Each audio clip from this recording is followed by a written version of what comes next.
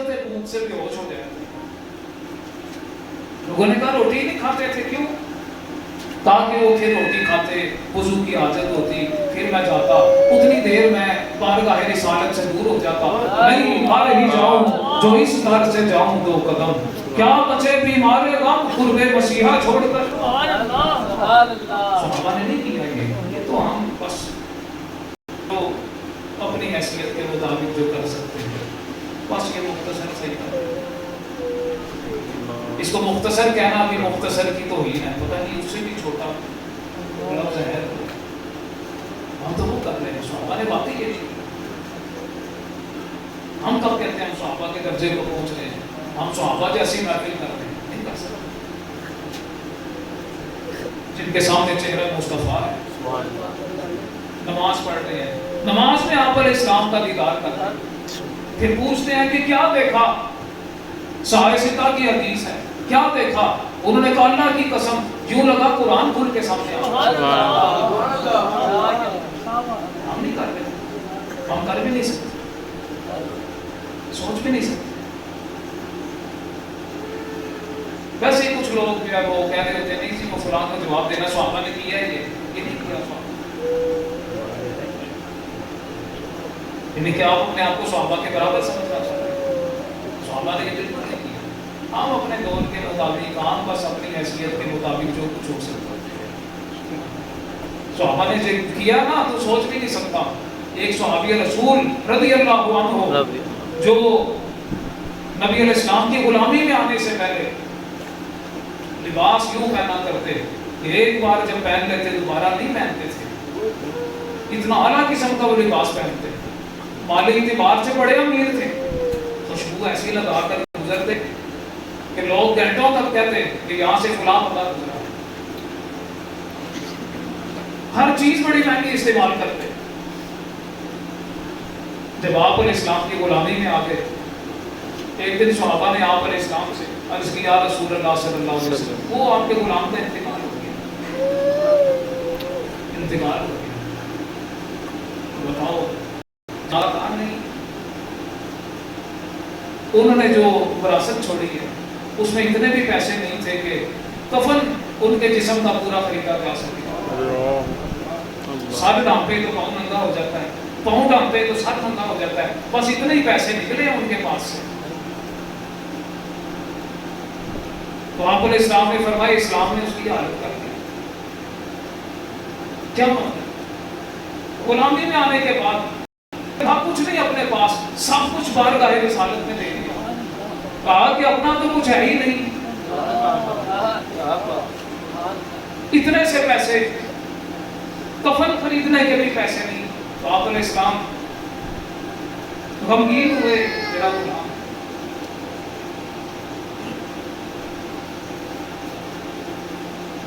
صحابہ نے کیوں کی ہے مجھے بتایا, میں نے یا آپ نے کیا ایسا؟ صحابہ تو یوں میرا بناتے ہیں. یہ نہیں ہے کہ ناطے پڑے طرز لگا کر اور پیسے کما کر چلے جائیں, یہ بھی ملا.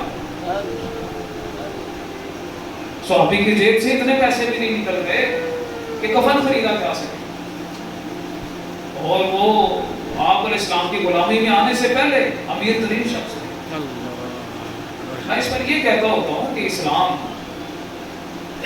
چھینتا نہیں ہے. جب بندہ اسلام سے اچھا تعلق بنا لیتا ہے پھر اس کا دل ہی نہیں چاہتا کہ اپنے پاس وہ کچھ رکھے. پھر وہ وہی کہتا ہے جو بھی میں جو تجھے دیکھے پھر کسی اور کو. وہ اپنے پاس اتنا مال ہی نہیں رکھتا کہ میں اس سے کوئی دنیا کی چیز خرید سکوں. کہتا اپنا تو ہے ہی کچھ. جناب سیدنا صدیق اکبر رضی اللہ عنہ نے سارا مال آپ علیہ السلام کی بارگاہ میں پیش کیا. کیا چھوڑ کے آگے پوری جواب اللہ اور اس کا رسول.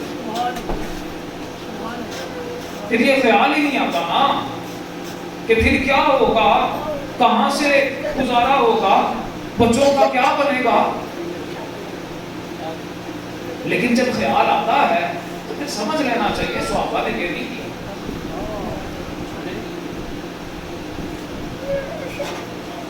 وہ جو ہم شعر پڑھتے ہیں وہ تو چلیں اپنا ذوق تازہ کرنے کے لیے دنیا میں پڑھتے ہیں، انشاءاللہ قبر میں تو حقیقی منظر ہوگا نا.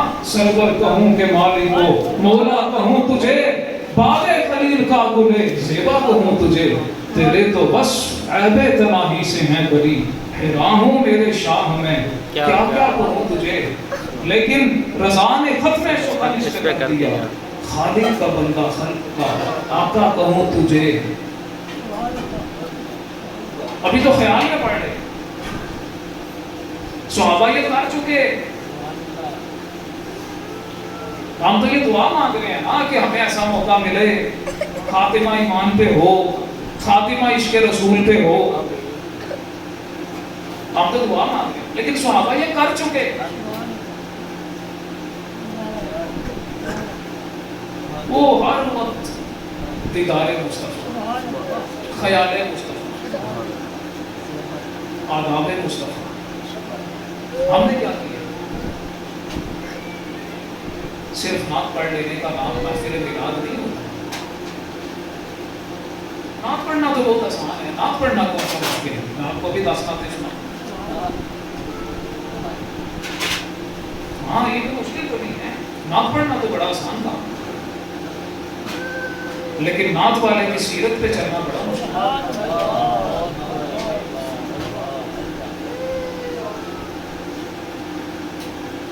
اصل ان کی سیرت پر چلنا، ان کی پسندیدہ صورت اختیار کرنی ہے. نعت پڑھنا کوئی کمال نہیں ہے، نعت کوئی بھی پڑھ سکتا ہے. آج لوگ حوالے دیتے ہیں، دیکھا وہ فلاں سکھ جو ہے نعت پڑھ رہا ہے، فلاں عیسائی نعت پڑھ رہا ہے، پڑھتا ہے. ہمیں اس کی نعت سے کیا مطلب ہے؟ وہ فلاں کیا نا غیر مسلم نے فلاں نعت لکھی ہے، لکھتا ہے.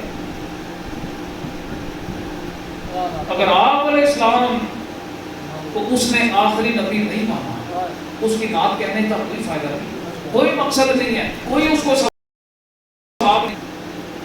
اتنی اس کو محبت ہے کہ آپ علیہ السلام کی شان میں وہ نعت لکھ رہا ہے لیکن مانتا نہیں. نعت لکھ دی، لوگ فخر سے بتا رہے ہوتے ہیں فلاں جو ہے غیر مسلم کا دیکھنے کی یہ شعر ہم پڑھنے لگے. بھائی بات نصیب ہے،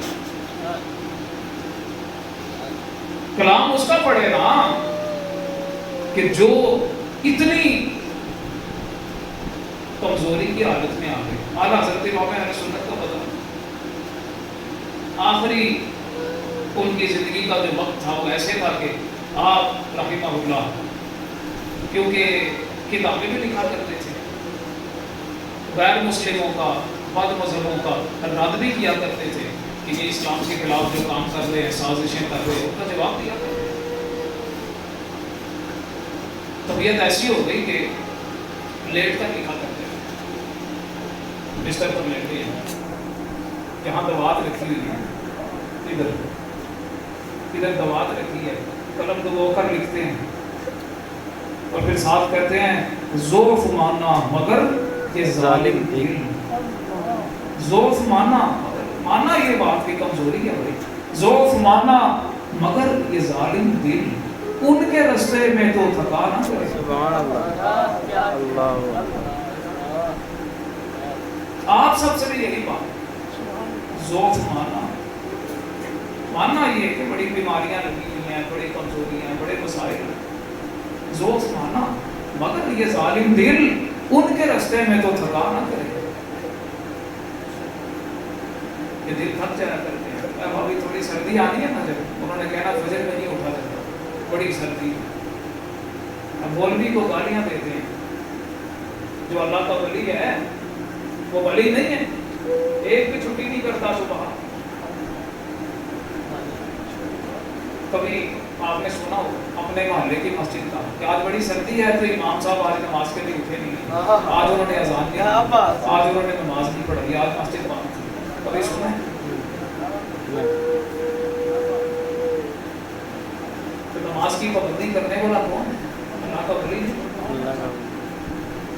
صبح صبح اذان دے رہا ہوتا ہے آپ کے کان میں، صبح صبح آ جاؤ کامیابی کی طرف. یہ کون کہہ رہا ہے؟ یہ اللہ کا ولی ہے. وہ یہ نہیں دیکھ رہا بڑی سردی ہے کہ بڑی گرمی ہے، کیسا موسم ہے، وہ اپنا کام کیے جا رہے ہیں۔ ایسے افراد کو برا کہہ کر اپنا ایمان خراب نہ کیا جائے۔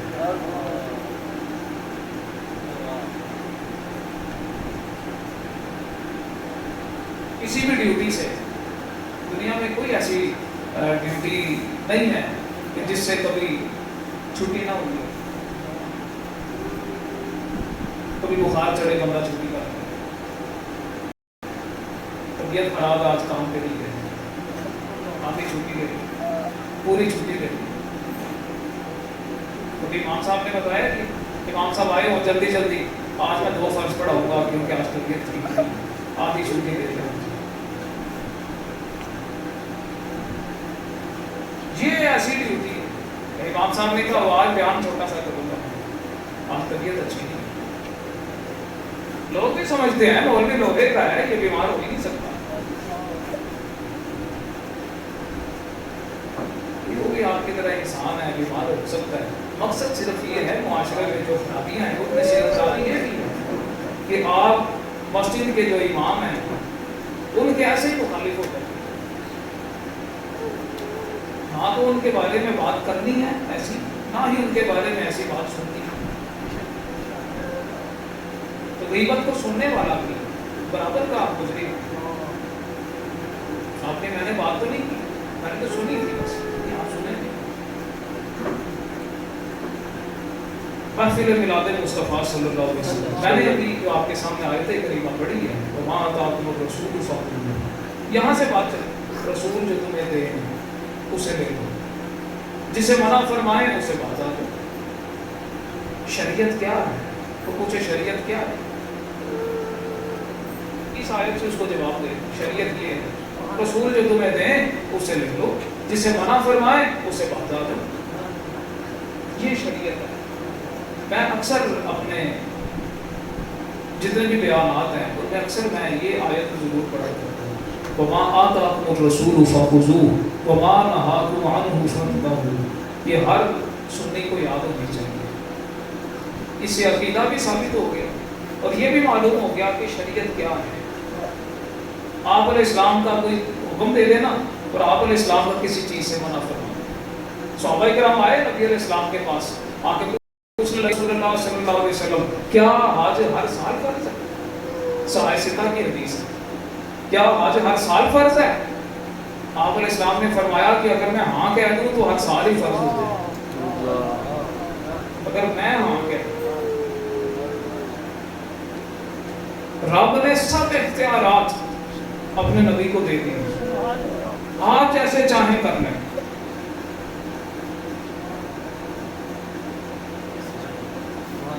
محفلوں کا مقصد در مصطفیٰ پہ پہنچانا ہوتا ہے، عوام کا پیسہ اپنی جیب تک پہنچانا نہیں ہوتا۔ یہ بھی ہوتا ہے عوام کا پیسہ اپنی جیب تک پہنچانا، یہ محفل کا مقصد نہیں، یا محفل کا کھانا اپنے پیٹ تک پہنچانا، یہ مقصد نہیں۔ آپ محفل میں آئے کچھ سیکھ کے ہیں، آپ کو سکھا رہے ہیں، آپ کو دین بتا رہے ہیں۔ وہ شاعر کہتا ہے وہ تھی جس کے مقدر میں گدائی تیرے گھر کی، تھی جس کے مقدر میں گدائی تیرے گھر کی، قدرت نے اسے راہ دکھائی تیرے گھر کی۔ جس کی تقدیر میں لکھ دیا ہے کہ یہ آپ علیہ السلام کا غلام ہے، تو پھر رب خود ہی بارگاہ رسالت سے ملا دیتا ہے، محنت نہیں کرنی پڑتی۔ آپ نے تو محنت کی تھی، آپ نے کوئی کلمہ پڑھا تھا، آپ نے تو محنت کی، آپ نے تو محنت کی ہے کہ آپ کی زبان پہ نبی علیہ السلام کا نام مبارک جاری ہو۔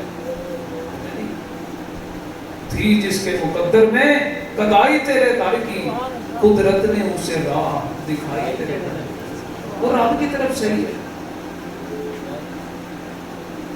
وہاں سے آپ علیہ السلام کی بارگاہ سے جب کسی کو یاد کیا جاتا ہے تو وہ بھی ذکر مصطفیٰ شروع کرتے ہیں۔